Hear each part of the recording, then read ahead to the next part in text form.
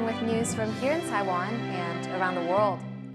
An under-wraps meeting between U.S. and Taiwan defense officials in Alaska last week marks increasing cooperation between the two countries. As Alan Liu reports, it comes as China steps up its alliances to counter U.S. hegemony. U.S. and Taiwan defense officials met quietly in Alaska last week. The meeting came just days before China's military parade and months after a higher-level meeting in the U.S. was canceled, allegedly due to U.S.-China trade talks. The Financial Times reports that Jed Royal, the Pentagon's top Indo-Pacific official, met in Anchorage with Xi Zijian, then Taiwan's Deputy National Security Advisor. Xi last week was elevated to a more senior role working with Taiwan's National Security Advisor. He is viewed as the leading contender to become Taiwan's next ambassador to Washington. One legislator says regular communication benefits both sides. 不管是在台美之间的贸易上面也好，或者是很多重要的国安议题，随时保持这一个管道的畅通，那针对这些众多的议题来进行意见的交换，都是非常自然的事情。 At the same time, Taiwan's proposed 2026 defense budgets reveals a breakthrough in military dialogue with the U.S. Taiwan and the U.S. currently hold annual monetary talks, defense review talks, and a political and military dialogue. But it will now be adding a new defense policy project meeting as the top platform for bilateral defense issues. Taiwan's defense ministry plans to send a delegation of up to 32 officials to the U.S. to attend. 当明年开始，这个会议如果真的成型，而且变成一个制度化的会议的话，它会变成年度中华民国国防部跟美国国防部之间一次最高阶的这种会谈。 Defense analysts say the new meeting is meant to clarify how the U.S. and Taiwan would act in scenarios such as a Chinese invasion or blockade, and to coordinate responses so U.S. support is more effective. Some say holding the meeting in Alaska was a way to keep things low-key, especially after reports that Taiwan's Defense Minister Wellington Koo had to cancel a U.S. visit back in June. The meeting also came as Taiwan gets ready to review its next year's defense budget, which sets aside more than 3% of GDP. Ryan Wu and Ellen Liu in Taipei for TaiwanPlus. A senior U.S. lawmaker is urging the Pentagon to take concrete action to address the arms sales backlog to Taiwan. And they can go to the manufacturers and go, by the way, we understand this is the order that you have taken these orders, but we are going to ask that you elevate fulfilling the order to Taiwan and others, because it is strategically very important to make sure that you all have the capability. And it's not going to do any good if the order's filled after China makes a move on Taiwan. That's after the fact. Rob Whitman made the remarks after China showed off some of its most advanced weapons in a military parade commemorating the end of World War II. The U.S. lawmaker also urged Washington to speed up technology transfers to Taiwan, saying it would help the island country build the ability to produce expendable weapons, something he says would be crucial if China tried to impose a blockade.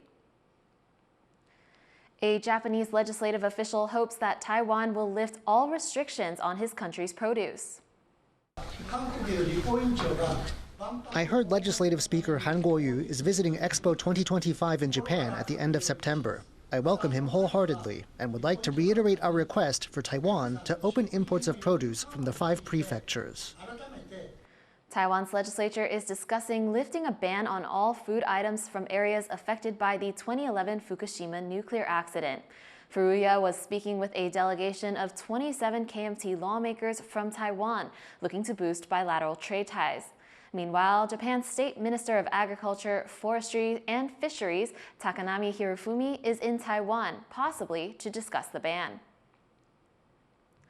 Former Kuomintang chair Hong Xiuzhu has met with China's top political advisor, Wang Huning, after attending a controversial military parade in Beijing. Hong called the parade, which marked the 80th anniversary of the end of World War II, a source of pride, saying it showed China's commitment to peace and resistance to foreign aggression. Wang praised the Taiwanese representatives for what he called their opposition to independence. But here in Taipei, Hong's visit has stirred controversy, and lawmakers from across party lines have criticized the trip. The Mainland Affairs Council, which manages relations with China, has called Hong's visit deeply regrettable, but it also said she likely did not break any rules. Beijing says Pyongyang fully supports China's position on Taiwan after Chinese President Xi Jinping met with North Korean leader Kim Jong-un. It was their first direct meeting in 6 years.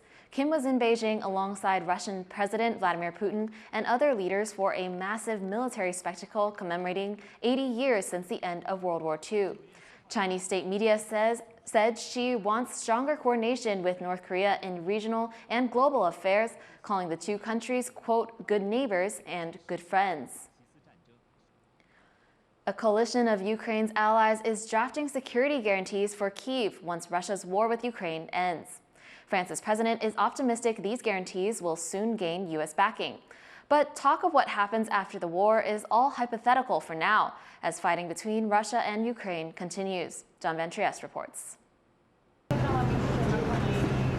French President Emmanuel Macron and Ukrainian President Volodymyr Zelensky take their leave at the Élysée Presidential Palace in Paris. It's been a busy day. Inside, around 24 Ukrainian allies, the so-called Coalition of the Willing, have started working out security guarantees for Ukraine to make sure once any peace with Russia comes, Moscow will think twice about attacking again. Each country is exploring what role it will play, and details like how many allied troops might patrol in Ukraine are still under wraps. Zelensky says allies especially need to focus on boosting their weapons production. But he says, in the end, Ukraine will still be largely responsible for its own defense. Базова рамка є. Також розуміємо, що гарантії безпеки – це не про майбутнє колись, це про ситуацію і зараз теж. Сильна українська армія є і буде центральним елементом гарантій безпеки. Відповідно, це можливості нашої армії, це і зброя, і фінансування, і тренування, і виробництво зброї. Все це забезпечуємо. One key player absent from Thursday's talks was U.S. President Donald Trump, who has repeatedly said he wants to end the Russia-Ukraine war, but has avoided calling for a ceasefire or adding tough new economic measures on Moscow. But France's Macron is optimistic. He says the U.S. will join in new sanctions against Russia if it keeps refusing peace talks. He also says the U.S. should soon be on board with the security guarantees. L'Ukraine. Et nous avons ensuite tenu un appel avec le président Trump, où nous avons pu établir tout cela. Les conclusions de cet appel sont simples. Dans les prochains jours, nous allons finaliser le soutien américain à ces garanties de sécurité. Les États-Unis, comme je l'ai dit, ont été impliqués dans toutes les étapes du processus. Trump has had a phone call with Zelensky and says he will talk to Russian President Vladimir Putin soon. But Trump wants something too. While most of Europe stopped imports of Russian fuel in 2023, a White House official says Europe sent Russia 1.1 billion euros for fuel in 1 year. And Trump says it's time for Europe to finally wean itself off Russian energy. The meeting of European leaders comes just days after Putin stood on stage with other world leaders in Beijing, showing the Ukraine war hasn't left him as isolated as Ukraine's allies might like. It's very interesting, this coalition of the willing meetings taking place in Paris today. Macron and Zelensky in those images of showing fraternal support to Zelensky at his time of trouble. And the same week we've seen Vladimir Putin speaking to Narendra Modi and to Xi Jinping and then attending a military parade with Xi Jinping and Kim Jong-un. And that's a reflection of Russia's diplomatic alliances.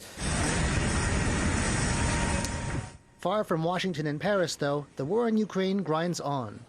Ukraine's emergency services released this footage showing firefighters battling the flames left after a Russian drone attack on the city of Odessa Wednesday evening.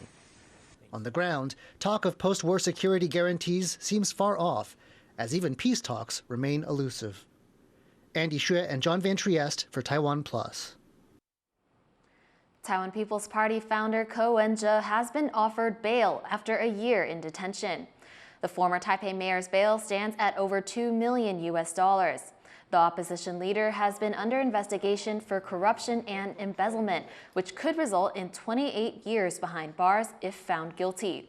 While out on bail, Ko would not be allowed to leave the country or contact others involved in the case, and he would have to wear an electronic ankle monitor.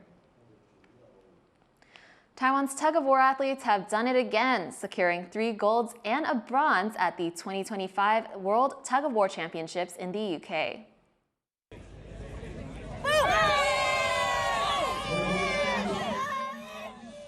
Taiwan dominated the women's 500-kilogram event with its 2 teams taking gold and bronze, while Switzerland claimed silver.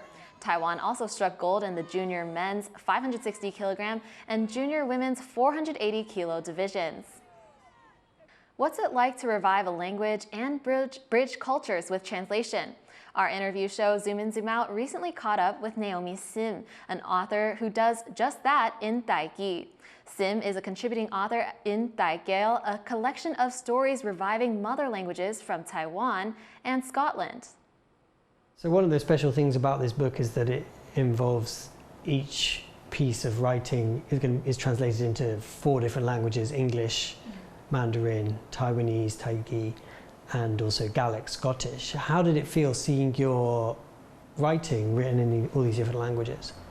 I find it very interesting when I read my English version of story, and the special thing that I found is English needed to be very specific. For example, in my original text, I wrote about 2 old men playing chess in front of the temple under a big tree. So in my mind, I picture a big banyan tree and 2 old men playing Chinese chess.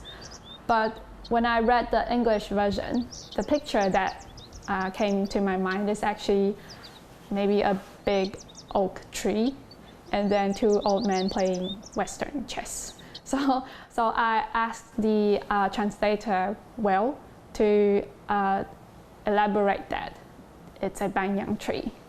And as part of this project, you were also helping with the translating of the stories from Gaelic and English into Mandarin and Taigi, right? There's a collaborative project from a number of writers. What did you learn about translating? Translation is like a bridge between 2 cultures. And to be honest, before this project, I hardly have any knowledge about Scotland, except for it's very famous for whiskey.